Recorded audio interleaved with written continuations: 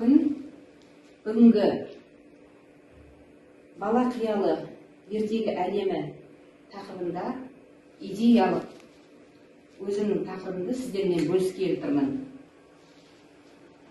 Мақсаты қазақ халық ертегілерін бала санасына жеткізу, соны дәріптеу. Сол арқылы балаларды жақсылыққа, қайырымдылыққа, мейірімділікке тәрбиелеу. Ертегі баланы қоршаған әлемменен, мынау қоршаған ортаменен байланыстырады.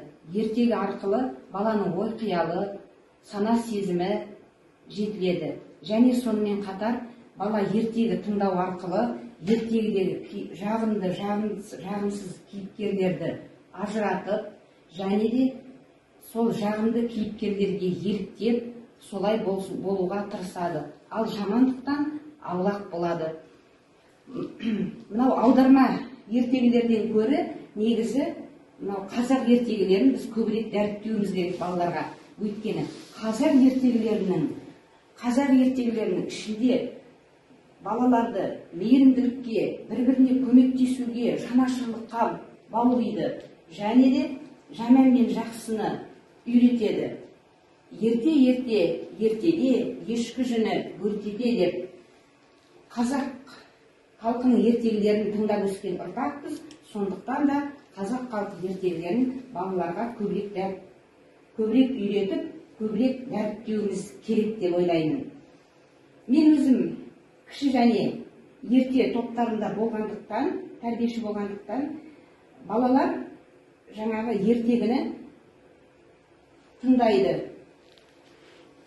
Олар өздіктерінен сахналап әлі қоя алмайтын болғандықтан, біз оларға міне үстел үсті театрменен көрсетеміз балаларға ертегінің мазмұнын, және де қуыршақ театры арқылы біздер балаларға ертегі мазмұнын түсіндіреміз. Және де сол арқылы балаларды жақсылыққа тәрбиелейміз. Қуыршақ театры және де міне саусақ театры. Мынау балалардың саусағына өлшеніп жасалған. Мынау қазақтың төлдер айтысы ертегісі. Бұл ертегінің мазмұнында да балалар жаңағы бір-бірін құрметтеуге, бір-бірін сыйлауға және бір-бірін тыңдауға үйренеді. Негізі сахналауға негізделген қойылымның түрі бұл ертегілер. Ертегіні сахналамас бұрын бірінші ертегінің мазмұнын бала жақсы түсіну керек. Екіншіден, ертегі баланың тіліне жеңіл болу керек.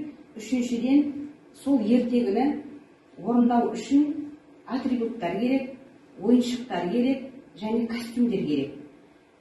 Төртіншіден, баланы рөлдерге бөлгенде баланың жаңағы ынтасын, тілегін орындау керек. Енді бүгінгі таңда біздер балаларға жаңағы бөбекжайда ертегіні айтамыз, үйретеміз, жаңағы түсіндіреміз. Балалар сол арқылы балалар өздерінің түсінгендерін әңгімелейді. Негізгі мақсатымыз баланың тілін жетілдіру, ой қиялын дамыту болып табылады. Сол жаңағы жақсы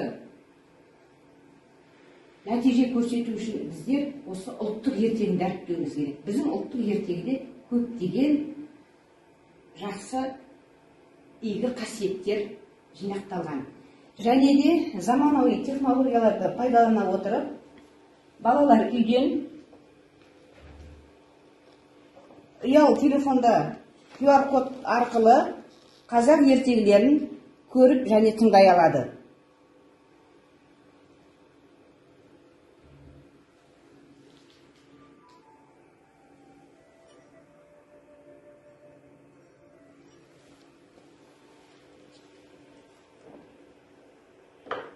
Міне балалар осылай ертегіні үйден өздері көріп, өздері тыңдай алады. Жаңағы ата-ананың қолы тимей жатқан сәттерде балалар өздеріне керек ертегіні QR код арқылы қарап тыңдай алады. Сонымен қатар осы ертегіні тыңдау, ертегіні айту, ертегіні сахналау арқылы балалар жақсылыққа әуестенеді, әлеуметтенеді, және де ортаға бейімделіп, ойы ұшқырланады, ой қиялдары дамиды, тілдік, сөздік қорлары көбейіп дамиды. Сонымен қатар ата-аналарға